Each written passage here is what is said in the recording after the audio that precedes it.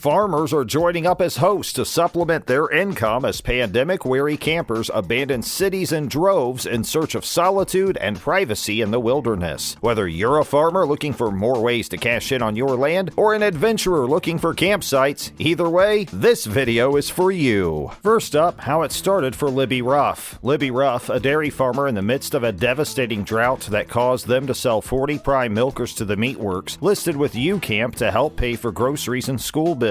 She stated that she had not received a single milk payment in 3 months and that her friends had advised her to place this property on a reservation system. They opened Hidden Pocket, named for its secluded location on the Mary River in Moy Pocket near Kenilworth in the Sunshine Coast hinterland. Since American-owned Hipcamp bought out Youcamp in August 2020, just 4 camping spots have helped turn the farm's fortunes around, paying the family more over $50,000. Hidden Pocket's often booked months in advance and has been nominated for awards on 2 occasions. So, what is Hipcamp? The number of individuals utilizing the camping site has grown by 450% since 2019. According to Hipcamp General Manager James Ho, Hipcamp is simply a marketplace that can link landowners, farmers, and their property with individuals who want to have an outdoor experience like campers, glampers, and caravan people. He feels they've been a net benefactor of the epidemic, considering the fact that their user base has nearly quadrupled in the last year alone. In fact, they had their busiest summer vacation on record this past July. In the previous year, their host base has also more than doubled. Next, let's talk about crucial infrastructure. The money has allowed the Rough family to invest in infrastructure that they would not have been able to afford otherwise, such as farm fence and the repair of the road that milk trucks use to access their dairy. According to Ms. Rough, these kinds of projects are critical to the business because they can't have a milk truck driver say he's not coming in because the road isn't good enough. When a group of visitors, who are meant to be entirely confined, use the bush as a toilet, Hipcamp followed up on their complaint and charged the campers $300 for the cleanup. The other reason they choose Hipcamp is insurance. It would be foolish to offer your land to camping without insurance. Friendships formed with return guests have been an unexpected bonus for Rough. It's been a really good thing because we don't get a social life, and sometimes Pete will come down and talk to them as well. He says that he's not into it. He says that it's my thing, but I've caught him talking to people. Anyone who wants to talk about cows, she said. Next, there's room to grow. The Queensland Farmers Federation produced a discussion paper titled Unlocking Queensland's Agritourism Potential, QFF. It's predicted that agritourism could be valued up to $4.5 billion